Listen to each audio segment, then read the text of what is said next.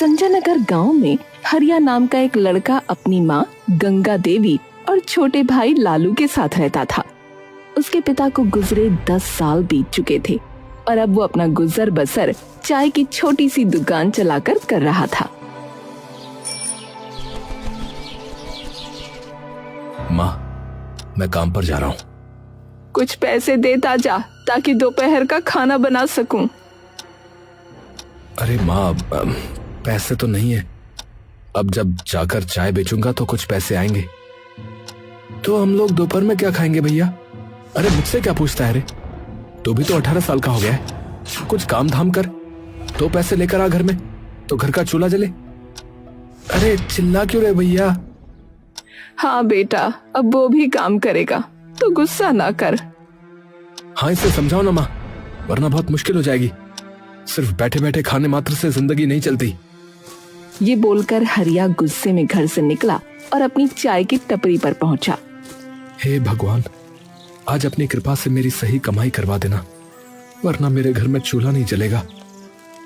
हरिया अपनी दुकान सजाकर तभी ढंग से बैठ भी नहीं पाया था कि वहां जमींदार अपने आदमियों के साथ आ पहुंचा। अरे आइए आइए जमींदार साहब, बैठिए। मैं आपको ना कड़क चाय पिलाता हूँ। बताइए, अदरक वाली या इलायची वाली? अरे ओए, तेरी कड़क चाय पीने नहीं आया हूँ मैं, अपने पैसे लेने आया हूँ जो तू उधार लिए बैठा है महीनों से। जी जमींदार साहब, मैं दे दूंगा आपके पैसे। आजकल बहुत दिक्कत चल रही है, काम अच्छा होता नहीं है और महंगाई बढ़ती चली जा रही है। देखिए ना, आपको पता ही है सब कुछ। अरे सुन रहे लड़के, मुझे कोई मतलब नहीं, समझा? क्योंकि मैं तुझे 2 बार मोहलत पहले ही दे चुका हूं। अब तो चुपचाप ये बता कि तू अपनी ये टपरी खाली करेगा या अपने आदमियों से पिटवाऊं तुझे, है? हरिया घबरा गया। उसने फौरन जमींदार के पैर पकड़े और कहा, नहीं नहीं मालिक, ऐसा मत करिए। मैं आपके पैसे चुका दूंगा। पैसे चुका दूंगा?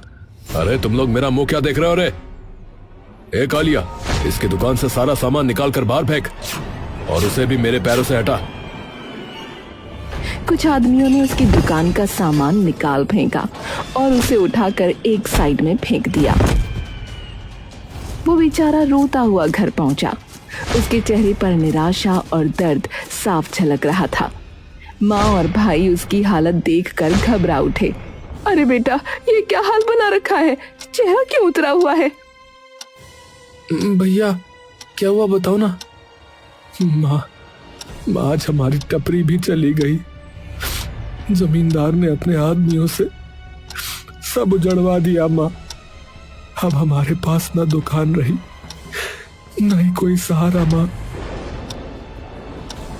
ये सुनते ही गंगा देवी और लालू के पैरों तले जमीन खिसक गई। घर में सन्नाटा छा गया। हे भगवान, अब हम क्या करेंगे? भैया, तो अब हम 2 वक्त की रोटी भी नहीं जुटा पाएंगे। और क्या? अरे और क्या? मुझे तो बस यही आता था, चाय बनाना और बेचना। अब और कौन सा काम करूं बता?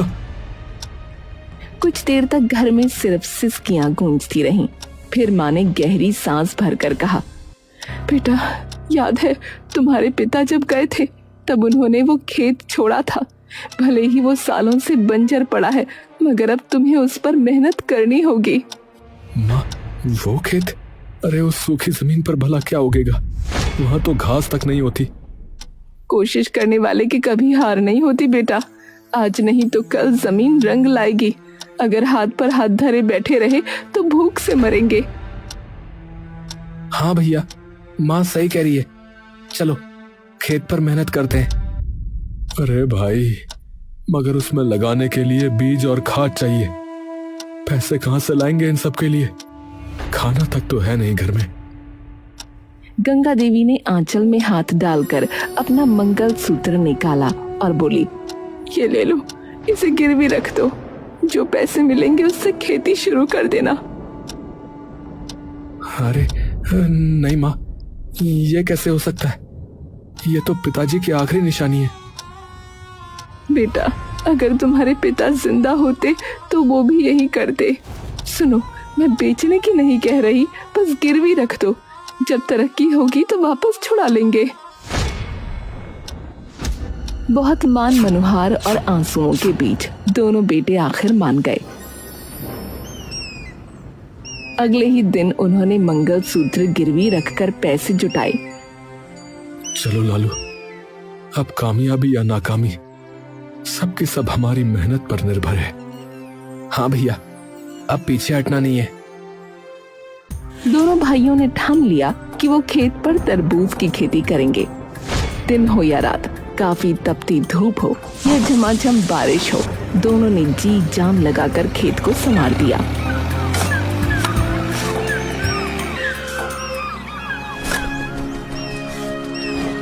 हाँ, देख लालू, मिट्टी की खुशबू बदल रही है। लगता है हमारी मेहनत रंग लाएगी रे। हाँ भैया, जमीन भी हमारी लगन को पहचान गई है लगता है। और सचमुच कुछ ही महीनों में खेत बड़े बड़े हरे भरे तरबूज से भर गया। अब समय आ गया जब उन्हें अपनी उपज मंडी ले जानी थी। दोनों भाई बैलगाड़ी में तरबूज भरकर मंडी पहुंचे।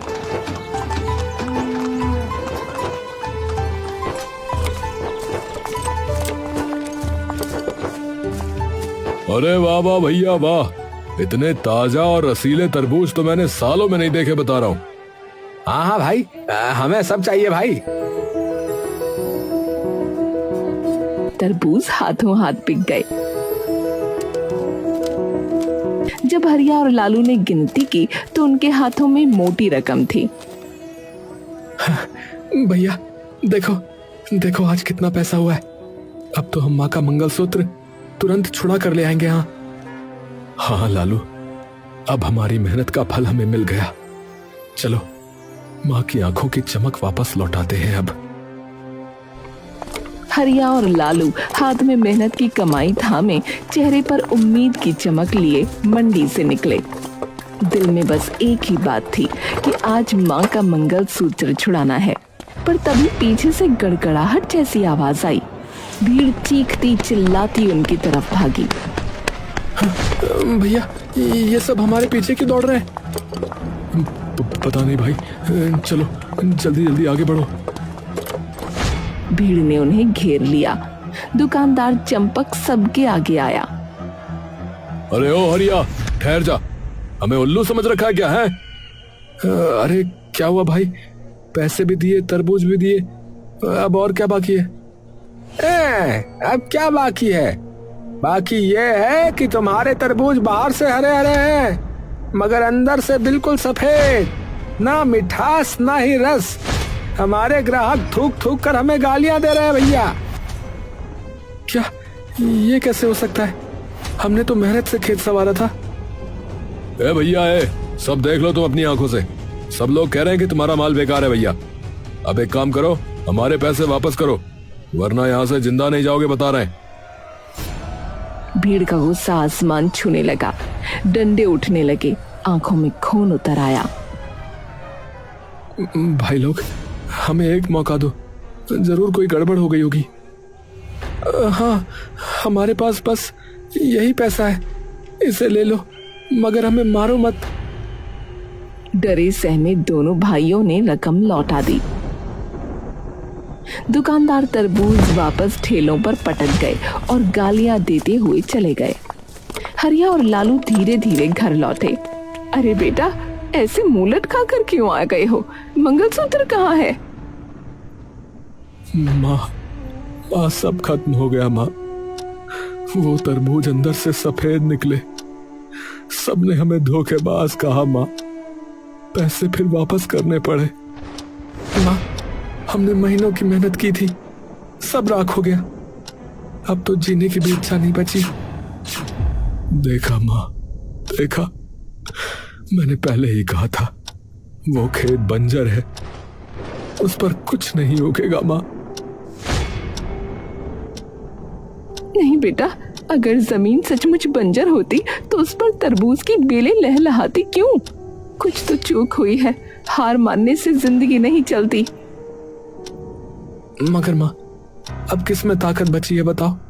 ना पैसा है ना ही हिम्मत है, फिर से कैसे शुरू करेंगे? इस बार तरबूज नहीं खजूर की खेती करो। समय ज्यादा लगेगा मगर मुझे यकीन है इस बार किस्मत बदल जाएगी। खजूर? मगर माँ बात वही है, पैसे कहाँ से आएंगे? इस बार मेरा आंगन ही गिरवी रख दो, ये झोपड़ी ही दे दो।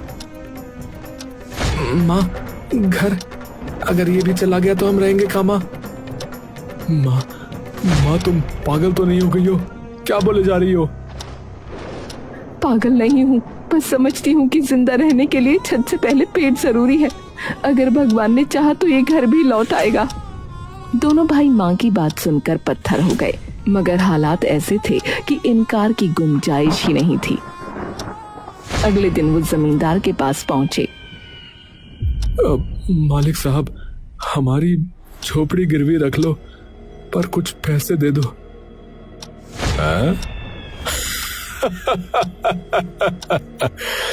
तुम्हारी झोपड़ी? अरे वो माचिस की डिब्बी जैसी जगह मेरे किस काम की भाई? मालिक, वो सड़क किनारे है, अगर आप वहां कुछ बनवाएं तो उसकी कीमत आसमान छू लेगी। जमींदार की आंखों में लालच चमक उठा। उसने सोचा, सही कह रहे हैं, सड़क किनारे की जमीन सोने से कम नहीं होती। ठीक है, झोपड़ी मेरे पास रखो और लो, ले जाओ पैसे। मगर याद रहे, अगर पैसे समय पर ना चुकाए तो समझो झोपड़ी हमेशा के लिए मेरी। क्या समझे? बेबस हरिया और लालू ने शर्त मान ली और पैसे लेकर लौटे।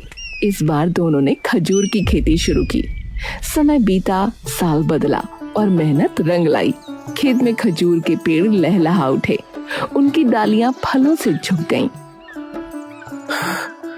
देखो लालू, बगीचा कितना प्यारा लग रहा है, देखो। हाँ भैया, अब मंडी में सबको मुंह तोड़ जवाब देंगे। दोनों भाइयों ने खजूर के टोकरे तैयार किए और मंडी पहुंच गए।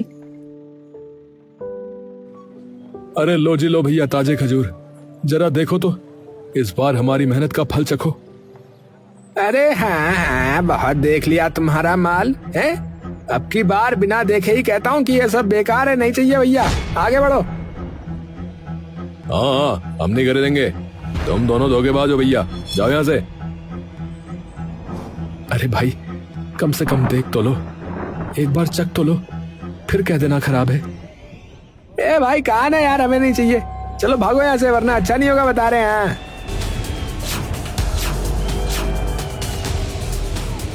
भीड़ फिर से शोर मचाने लगी। दुकानदारों ने बिना देखे ही खजूर ठुकरा दिए। अपमान से झुके सर और टूटे दिल लिए हरिया और लालू मंडी से वापस लौटे। भैया, लगता है किस्मत ही हमसे रूठ गई है। हाँ लालू, मेरी तो समझ में ही नहीं आ रहा है कि अब क्या करेंगे। हरिया और लालू मंडी से अपमानित होकर लौटे। चेहरों पर निराशा की कालिख थी। घर पहुंचकर उन्होंने माँ को सारी आपबीती सुनाई। क्या, बिना देखे ही लौटा दिया?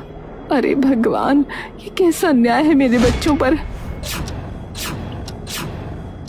हाँ माँ, अब तो लगता है कि इस धरती पर हमारे लिए जगह ही नहीं बची। तीनों कुछ देर तक खामोश बैठे रहे। सन्नाटा इतना गहरा कि मानो वक्त भी ठहर गया हो। अचानक गंगा देवी के चेहरे पर चमक आ गई। रुक जाओ, इतनी जल्दी हार मानना पाप है। पहले ये तो देखो कि ये खजूर वाकई बेकार है या नहीं। माँ, क्या फायदा जब मंडी वाले ही नहीं मानते तो। चुप, बिना चखे फैसला मत करो। ले आओ ये खजूर। तीनों ने खजूर तोड़े और खाने लगे। अरे अरे वाह, ये तो गजब के मीठे हैं। सच कहूं तो मैंने इतनी स्वादिष्ट चीज अपनी जिंदगी में नहीं चखी। देखा, ये कोई साधारण खजूर नहीं, ये तो वरदान है। मगर कमी है हमारी सोच में। मंडी वालों की दया पर जीने की बजाय हमें खुद रास्ता बनाना होगा। पर माँ कैसे? मेरे पास एक उपाय है। हम इन खजूरों की बर्फी बनाएंगे और सीधा गांव वालों को बेचेंगे। बर्फी खजूर की? हाँ, मीठे खजूर और देसी गुड़ से जो स्वाद बनेगा उसे खाकर लोग दीवाने हो जाएंगे। हरिया को थोड़ी उम्मीद जगी। वो तुरंत बाजार की ओर भागा और गुड़ खरीद लाया। गंगा देवी ने खजूर और गुड़ को मिलाकर रात भर चूल्हे पर पकाया। भट्टी की आंच, माँ के हाथों का जादू और उनकी आस्था, तीनों ने मिलकर बर्फी तैयार कर दी। माँ, ये तो चमचमाते सोने जैसी लग रही है। हाँ भैया, अब देखते हैं गांव वाले क्या कहते हैं। अगले दिन दोनों भाई टोकरियों में बर्फी भरकर गांव की गलियों में निकल पड़े। अरे आओ आओ भैया, अरे खजूर की बर्फी, मीठी, नरम और एकदम देसी भैया। अरे बाबूजी आओ, अरे माताजी, अरे भैया, आओ भैया आओ। लो जी लो, खाओ और बताओ कैसी है ये खास बर्फी। लो भैया, दादा आओ देखो चखो। गांव वालों को तो पहले ही शक था, मगर जैसे ही बर्फी मुंह में गई सबके चेहरे खिल उठे। क्या क्या खिला रहे हो? क्या है ये? बर्फी? खजूर की बर्फी? चलो, चखा रहे हो तो खा ही लेते हैं भैया। चखने में कौन सा पैसा लग रहा है?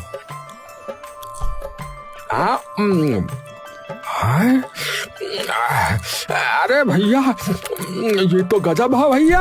अरे भैया, गजब हो गया, ये गजब है। अरे भाई, और मिठाई तो छोड़ो, ये तो बिल्कुल दवा की तरह ताकत दे रही है। मेरे तो हाथ पैर में दर्द था, लेकिन अब मुझे काफी अच्छा महसूस हो रहा है भैया ये खाकर। एक काम करो भैया, मेरे लिए आधा किलो तोल दो। हाँ, और मेरे लिए 1 किलो भाई। भैया, मुझे भी 1 किलो कर देना। मुझे तो बच्चों के लिए भी चाहिए। कुछ ही दिनों में खजूर की बर्फी पूरे गांव की सबसे ज्यादा बिकने वाली मिठाई बन गई। सभी तरफ उन्हीं की चर्चा थी। पैसे बरसने लगे। सबसे पहले हरिया ने माँ का मंगलसूत्र छुड़वाया। मंदिर जाकर उसने माँ के हाथों में उसे डालते हुए कहा, माँ, ये सिर्फ कहना नहीं, ये हमारी इज्जत है। आज फिर से आपके गले की शोभा लौटी है। भगवान करे ये कभी दोबारा न छूटे। अब सिर्फ झोपड़ी छुड़वाने का सपना बाकी था। परिवार की आंखों में नई उम्मीद थी, मगर उनकी तरक्की देखकर जमींदार के दिल में आग लग गई। अरे धत तेरे की, ये गरीब अब अमीर बनेंगे? ऐसा नहीं हो सकता, नहीं हो सकता ऐसा। अगर इनके खजूर ऐसे ही बिकते रहे तो कल को तो ये हमारी बराबरी करने पर आ जाएंगे। तो मालिक करना क्या ये बताओ? अरे रात में जाओ रे कमबख्तों, और इसके सारे खजूर चुरा के ले आओ। सुबह सूरज निकले उससे पहले खेत खाली होना चाहिए। जमींदार ने योजना खतरनाक बनाई, मगर किस्मत से उसकी बातें मंडी के दुकानदार चंपक ने सुन ली। अरे भैया, ये तो घोर अन्याय है। मेहनत से उगे खजूर यूं चुराना? नहीं, मैं हरिया को बता दूंगा। हाँ। चंपक ने फौरन जाकर हरिया को सब बता दिया। अरे भैया सुनो, एक अंदर की बात है। जमींदार जो है तुम्हारे खिलाफ साजिश कर रहा भैया। आज रात उसके आदमी तुम्हारे सारे खजूर चुराने वाले हैं। मैंने सुन लिया था भैया, तभी बताने आ गया। क्या हमारे खजूर? धिक्कार है ऐसे जमींदार पर। हमारी मेहनत का फल चुराने की हिम्मत कर रहा है वो। बेटा, अब ये वक्त है हिम्मत दिखाने का। अगर तुम आज डरे तो हमेशा दबे रह जाओगे। नहीं माँ, आज मैं सबक उसे जरूर सिखाऊंगा। हरिया ने एक योजना बनाई और उसने खजूर के पेड़ों पर खुजली वाली जड़ी बूटी लगा दी। फिर जब आधी रात को जमींदार के गुंडे आकर खजूर तोड़ने लगे तो उनके पूरे शरीर में खुजली होने लगी। अरे भाई, मुझे ये खुजली सी हो रही है। अरे अरे अरे, ये हाथों में खुजली हो रही है। अरे भाई, अरे अब तो पैरों में भी होने लगी भाई। अरे यार, ये क्या हो रहा है? अरे मोरी मैया, अरे पूरा शरीर तो फैल गई भैया। अरे अरे भैया, पूरी खुजली खुजली हो रही है। अरे भाई, मुझे तो ऐसा लग रहा है जैसे चींटियों ने बारात निकाल ली हो मेरे शरीर के ऊपर। ए भैया। अबे यार, खजूर बाद में, सुनो, पहले खुजली उजली रोकने का इलाज लाओ भैया। अरे कुछ ही पलों में सब आदमी पेड़ छोड़ कर सड़क पर ऐसे भागे जैसे उनकी कमर में आग लग गई हो।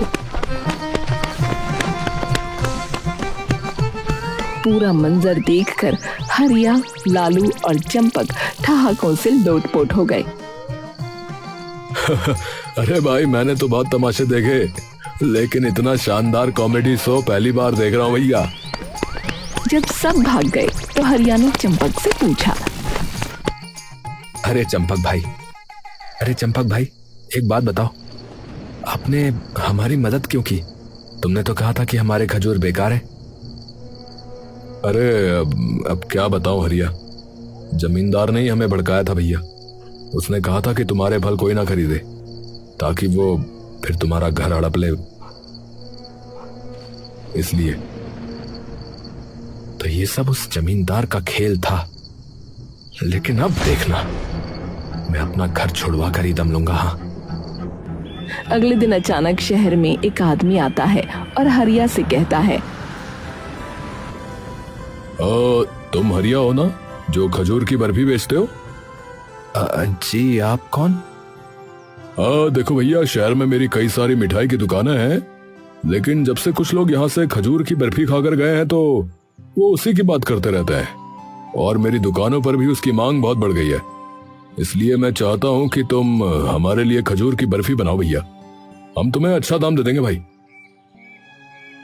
अरे ये तो बहुत खुशी की बात है। तो आपको कितनी बर्फी चाहिए होगी? पहली बार में 10 से 20 किलो भी दे दोगे तो चलेगा, लेकिन मुझे ज्यादा चाहिए होगी भैया, क्योंकि मेरी 5 दुकानें हैं। ठीक है भाई साहब, आपको मिल जाएगी। अच्छा ठीक है, फिर ये लो पैसे एडवांस। वो आदमी एडवांस पैसे देकर चला गया। बेटा, इतना बड़ा ऑर्डर, आज मुझे लग रहा है कि मेरी तपस्या सफल हुई। सच में माँ, विश्वास नहीं हो रहा है। कुछ ही महीनों में हरिया और लालू बहुत अमीर हो गए और वो अपना घर छुड़वा लेते हैं। तुमने हमको और सभी गांव वालों को बहुत सताया जमींदार, लेकिन याद रखना, अब हम तुमसे ज्यादा अमीर हैं, और इसीलिए अब कोई समझदारी दिखाने की कोशिश मत करना। हाँ। अरे नहीं भाई, मैं आपसे कभी ऐसा नहीं करूंगा। मैंने तुम्हारी गरीबी का फायदा उठाने की कोशिश की, लेकिन भूल गया था कि किस्मत के आगे किसी की नहीं चलती। मुझे माफ कर दो भाई, मुझे माफ कर दो। हाँ, जाओ, माफ किया। चलो बच्चों। इस घटना के बाद गांव का कोई भी शख्स जमींदार के आगे नहीं दबता था, और इस तरह हरिया और लालू की मेहनत से उनका भाग्य तो बदला और साथ ही जमींदार का दबदबा भी खत्म हो गया।